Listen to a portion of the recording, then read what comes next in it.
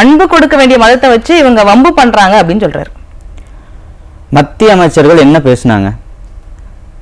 உலகத்தில் முதல் தோன்றிய மொழி தமிழ் மொழின்னு ஒரு மத்திய அமைச்சர் சொல்றாரு. காசியில தமிழ் சங்கம் நடத்துறாங்க. ஆனா இங்க இருக்கக்கூடியவர்கள், இந்த திராவிட இயக்கத்தை சார்ந்தவர்கள் பாரதிய தூற்றுறாங்க.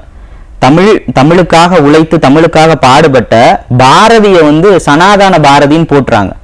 இதுதான் இவங்க இந்த நாட்டுக்கு பண்ற நல்லதா?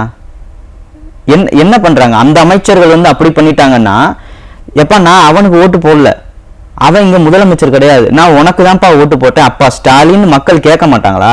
எப்ப பார்த்தாலும் பாஜக உள்ள வந்துடும். அவங்க அங்க சொல்லிட்டாங்க, உத்தரப்பிரதேசல சொல்லிட்டாங்க, ராஜஸ்தான்ல சொல்லிட்டாங்க, மத்திய பிரதேசல சொல்லிட்டாங்க. நீ என்னப்பா சொன்ன?